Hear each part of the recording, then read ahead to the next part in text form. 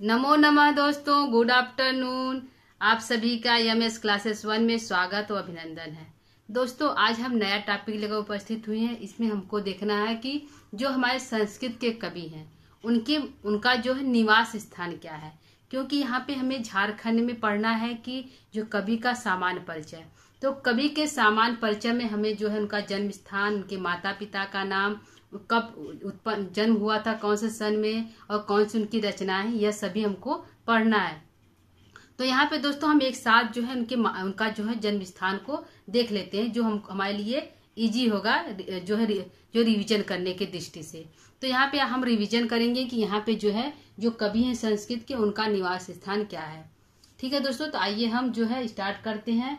कल के जो क्लास में दोस्तों हम जो है कवि के जो है माता और पिता और जो उनके कुछ अन्य नाम हैं, जैसे दादा, बहन या भाई, उनके नाम को हम पढ़ चुके हैं। तो आज के क्लास में हम जो है इनके निवास स्थान को देखते हैं। तो आइए स्टार्ट करते हैं। हमारे पहले कवि जो है कौन है? कौटिल्य है। कौटिल्य का निवास स्थान देखते हैं।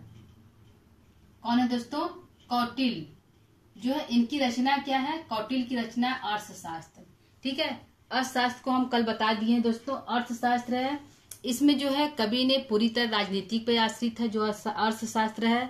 ठीक है, राजनीतिक पर आश्रित है। और इसमें जो है कवि ने जो अर्थव्यवस्था, राज्य को किस प्रकार चलाया जाए, गुप्तचर व्यवस्था, इन सभी का जो है बहुत अच्छे से उसमें व्याख्या की, जो इसमें लिखा है, जिसको हम पढ़ के दोस्तों राजनीतिक जो राज्य को किस प्रकार से चलाया जाए, सारी जो है उसमें जो है लिखा हुआ, आसानी से हम जो है सभी चीज को उसमें जो है पढ़ सकते हैं। तो इसमें जो है उनकी रचना क्या है? कौटिल्य। कौटिल्य की रचना अर्थशास्त्र। तो इनका निवास स्थान क्या है? इन्होंने यह कहाँ जन्म लिए थे? तो ये इनका जन्म जो था पाटलिपुत्र में हुआ था। कहाँ हुआ था? पाटलिपुत्र। लेकिन इन्होंने शिक्षा दीक्षा तक्षशिला जो विश्वविद्यालय वहां से प्राप्त किया था। तो इनका जो विश्वविद्यालय था तक्षशिला था। तक्षशिला दोस्तों वर्तमान में जो है पाकिस्तान में जो है विद्यमान है, वहां पे है। ठीक है, तो यहाँ इनका जन्म कहाँ हुआ था? पाटलिपुत्र। पाटलिपुत्र। ठीक है, इनका जन्म स्थान है किसका? कौटिल्य का। ठीक है, दूसरा देखते हैं। दूसरे कवि कौन है? तो दूसरे देखते हैं हम जो है विशाख दत्त। विशाख दत्त का जन्म स्थान क्या है? विशाख दत्त। इनकी रचना क्या है दोस्तों? विशाख दत्त की रचना है मुद्रा राक्षस। क्या है? मुद्रा राक्षस। इसमें जो नायक के रूप में कौन है दोस्तों? तो नायक के रूप में हमारे चाणक्य हैं, यानी कौटिल्य हैं। चाणक्य जो है नायक के रूप में है। विशाख दत्त में जो इनकी रचना है मुद्रा राक्षस। ठीक है दोस्तों, तो मुद्रा राक्षस जो विशाख दत्त है, क्योंकि हम यहाँ कवि का परिचय पढ़ रहे हैं, कवि का जन्म स्थान, तो उनका जन्म जो है कहाँ पे हुआ था? किसका? विशाख दत्त का। ठीक है, तो इनका जन्म हमारा हुआ था दोस्तों, कुछ लोग बंगाल भी कहते हैं, कुछ लोग बिहार भी कहते हैं। तो इनका दोनों जन्म स्थान है, बंगाल और बिहार। तो बंगाल भी हो सकता है और बिहार भी हो सकता है।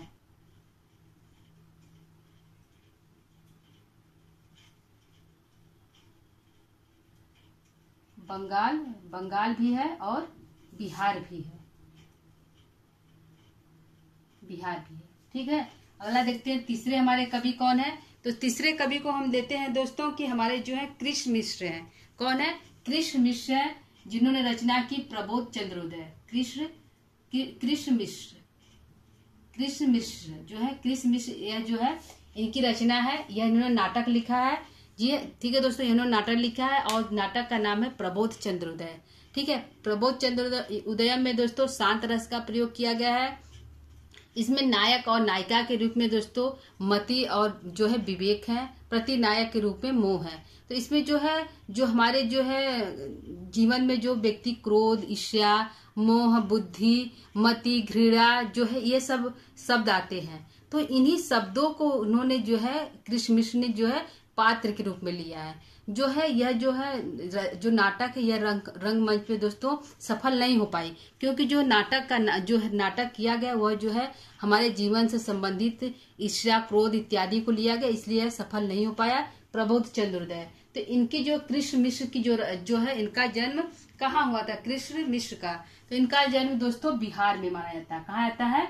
बिहार में माना जाता है। ठीक है, बिहार में इनका जन्म हुआ। अगला देखते हैं चौथे हमारे कवि कौन है? चौथे हमारे कवि देख लेते हैं दोस्तों की कालिदास। कालिदास, इनका कई ठो हमको ग्रंथ पढ़ना है। कालिदास की कई ग्रंथ है कालिदास, ठीक है। मेघदूत, अभिज्ञान शाकुंतलम, कुमार संभवम, इनके कई ग्रंथों को जो है इस जो है झारखंड के परीक्षा में शामिल किया गया है। तो कालिदास का जन्म कहाँ हुआ था? तो कहा जाता है कि यह, कुछ लोग इनको कश्मीरी भी मानते हैं, लेकिन मुख्य रूप से क्योंकि इनकी जो रचनाएं हैं, जो मेघदूत है आदि कुछ रचनाएं, जिससे प्राप्त होता है कि उज्जैनी का ज्यादा जो है प्रयोग किया अपनी रचनाओं में। जैसे मेघदूत में इन्होंने पूर्ण रूप से जो जो उज्जैनी का प्रयोग किया है कि उज्जैनी जो है काल भैरव, उनका जो है दर्शन करके तुम मेघ जाना, भले ही जो है पंथ तुम्हारा थोड़ा टेढ़ा हो जाए, पथ जो है मार्ग टेढ़ा होने पर भी तुम जो है उज्जैनी जाना, और काल भैरव है उनका जो है काल भैरव जो है उनका दर्शन करके ही तुम जो है अलकापुरी को प्रस्थान करना। तो इससे जो प्राप्त होता है कि उनका जो जन्म स्थान है वह कहाँ के रहने वाले थे? मुख्य रूप से कालिदास तो उज्जैनी के रहने वाले थे। कहाँ के रहने वाले थे दोस्तों? उज्जैनी के रहने वाले थे, और कश्मीर और बंगाल भी लोग मानते हैं, ठीक है। उज्जैनी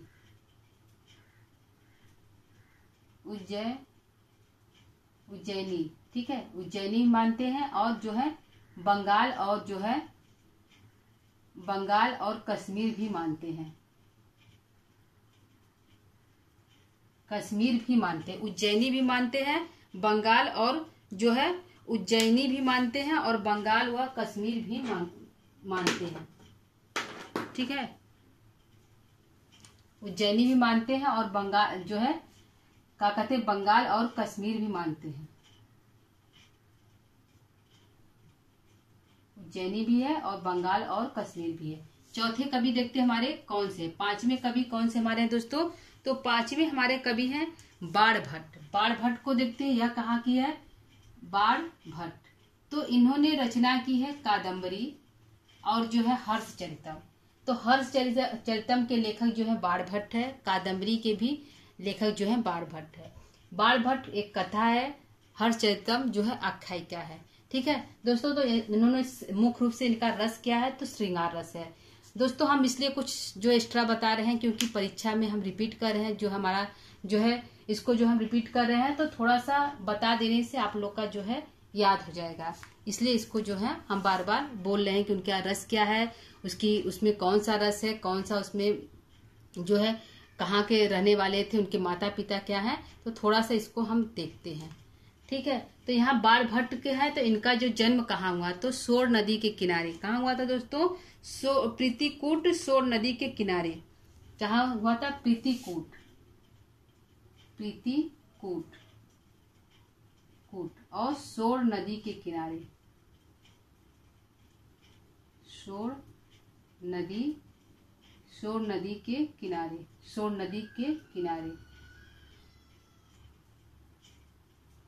सोर नदी के किनारे प्रीतिकूट नामक स्थान पे जो है बाण भट्ट का जन्म हुआ था, ठीक है। आधुनिक में इसको जो है शाहाबाद कहते हैं। क्या कहते हैं? शाहाबाद कहते हैं। आधुनिक इसका जो सोर नदी का नाम क्या, प्रीतिकूट का क्या नाम पड़ा? शाहाबाद यह आधुनिक नाम है। इस समय इसका नाम जो है यह पड़ गया आधुनिक नाम, ठीक है।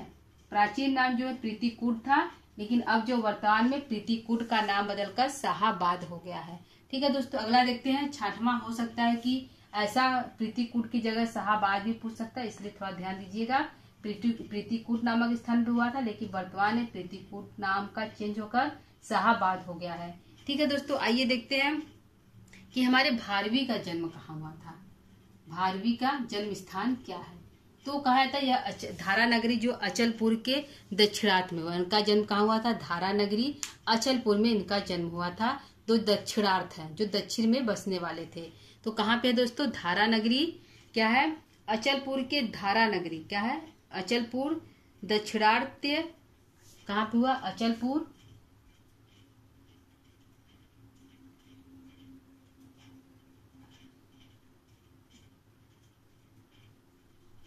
अचलपुर हुआ है, और धारा नगरी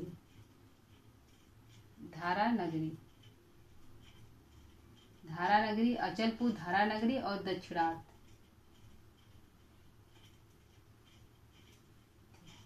ठीक है, दक्षिणार्थ में हुआ है, धारा नगरी और जो है अचलपुर में हुआ है। ठीक है, इनका भारवी का जन्म। और देखते हैं, और एक भवभूति भी है, इनका भी थोड़ा देख लेते हैं, यह भी मिलता जुलता है, भवभूति। ठीक है, भवभूति जो है, ठीक है, भवभूति हमारे हैं, तो इनका अचलपुर में हुआ था, उनका जो है पदमपुर में हुआ है। कहाँ पे हुआ है? पदमपुर में। इनका अचलपुर हुआ है तो उनका जो है भवभूति का पदमपुर में हुआ है। वो यह दक्षिण भारत के थे, यह जो है दक्षिण पदमपुर। तो थोड़ा यह कंफ्यूज, अचलपुर पदमपुर कंफ्यूज करता है, तो एक साथ देख लीजिएगा, पदमपुर। पदमपुर जो है इनका जन्म हुआ था, और कहाँ हुआ था? दक्षिण में। ठीक है, दक्षिण में हुआ था पदमपुर, दक्षिण में। ठीक है, दक्षिण में, दक्षिण भारत में इनका जन्म हुआ था, पदमपुर में। इनका भवभूति का। ठीक है, अगला देखते हैं, 8वां कवि कौन है? 8वें को देख लेते हैं कि कौन है। तो हमारे जो है भारवी हो गए, भवभूति हो गए। अब देख लेते हैं हम है माघ को। माघ का जन्म स्थान क्या है? माघ को, यह कहाँ के रहने, माघ जो है हमारे कहाँ के रहने वाले हैं? ठीक है, जो माघ कवि है यह हमारे कहाँ के रहने वाले हैं? तो कहा जाता है कि यह भिंडमाल नगर के राजस्थान में जो है राजस्थान में, वहां पे जो है कुछ दूर पे उनका निवास स्थान था। ठीक है, तो कहाँ पे थे? भिंडमाल में, राजस्थान। भिंडमाल, राजस्थान। माल या भिंडमाल, भिंडमाल या भिंडमाल, भिंडमाल, भिंडमाल राजस्थान में, राजस्थान में। ठीक है, यहाँ पे इनका जन्म हुआ था, जिनका माघ का। एक और देखते हैं, माघ के बाद देखते हैं हर्ष को, देखते हैं 9वां हर्ष को, श्री हर्ष को, श्री हर्ष को। इनका जन्म कहाँ था? इनका जन्म कहा था कि कन्नौज, क्योंकि यह कन्नौज के जो राजा थे जयचंद, यह किस कवि के आश्रयदाता थे? जो है श्रीहर्ष, तो कन्नौज के राजा थे जयचंद, उसके जो है आश्रित कवि थे। तो इनका जन्म जो कहाँ हुआ था? तो कन्नौज में हुआ था। कहाँ हुआ दोस्तों? कन्नौज में। कन्नौज में इनका जन्म हुआ था, क्योंकि यह राजा जयचंद के आश्रित कवि थे। इनकी रचना क्या है? जो है इनकी जो है रचना हमारी है। ठीक है, यह जो है हो गया, 9 हो गया। आगे देखते हैं, हमारी और जो है कुछ कवि बच गए हैं, तो उनको भी हम देख लेते हैं। ठीक है, यहाँ पे हो गया। देखते हैं, कौटिल्य जो है पाटलिपुत्र के रहने वाले थे, विशाखदेव बंगाल या बिहार के, कृष्णमिश्र जो है बिहार के रहने वाले हैं, कालिदास उज्जैनी के, बाणभट्ट प्रीतिकुट सोन नदी किनारे, भारवी जो अचलपुर में, और भवभूति पदमपुर में, अचलपुर पदमपुर। ठीक है, और जो है माघ जो है भिंडमाल या भिंडमाल राजस्थान में, और श्रीहर्ष जो है कन्नौज के रहने वाले थे। तो यहाँ पे हम कुछ कवि को और देख लेते हैं, 2-4 हमारे कवि और बचे हैं जो इम्पोर्टेंट है, तो उसको देख लेते हैं।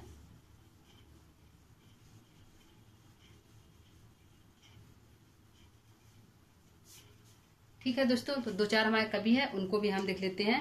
जैसे कि हमारे कवि हैं एक कल्हर। ठीक है, कल्हर हमारे कहाँ के राजा थे? जो है 10वां है कल्हर। कल्हर, यह इनका जन्म स्थान क्या है? तो यह जो है राजतरंगिणी लिखा है, कश्मीर के राजाओं के बारे में लिखा है, इसलिए इनका जन्म स्थान कश्मीर ही है। क्या है दोस्तों? कश्मीर ही है, कश्मीर ही है। ठीक है, जन्म स्थान कल्हर क्या है? कश्मीर ही है। 11वां देखते हैं, 11वां हमारे कवि कौन है? तो कवि हमारे 11वां है, कौन है दोस्तों? जो है दंडी है। दंडी कहाँ के रहने वाले थे? ठीक है, दंडी हमारे कहाँ के रहने वाले थे? दंडी, इनकी रचना क्या है? दंडी की रचना क्या है? तो 10 कुमार चरितम। तो दंडी जो है कहाँ के रहने वाले थे? तो यह विदर्भ के महाराष्ट्र में रहने वाले थे। दक्षिण में विदर्भ, महाराष्ट्र में रहने वाले। कहाँ थे? महाराष्ट्र के दक्षिण में विदर्भ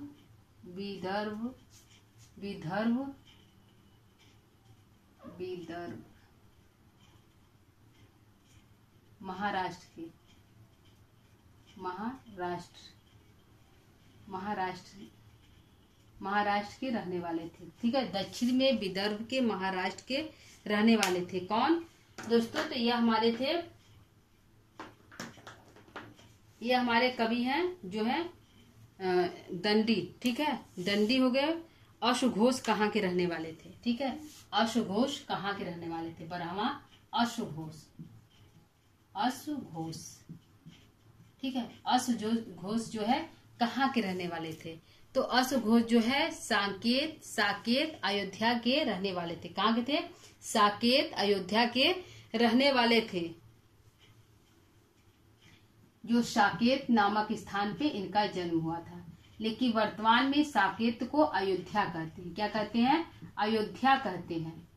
वर्तमान में साकेत को अयोध्या कहते हैं, लेकिन जब उनका जन्म हुआ था उस स्थान का नाम साकेत था, ठीक है, अश्वघोष के। इनकी रचना क्या है दोस्तों, तो इनका रचना है बुद्ध चरितम, ठीक है, बुद्ध चरितम इनकी रचना है। एक महाकाव्य है और जो है इसमें शांत रस का प्रयोग किया गया है, ठीक है दोस्तों। और देखते हैं जो है हमारे जो है श्री हर्ष हो गए हैं और एक है शूद्रक। यह कहाँ के रहने वाले थे, शूद्रक।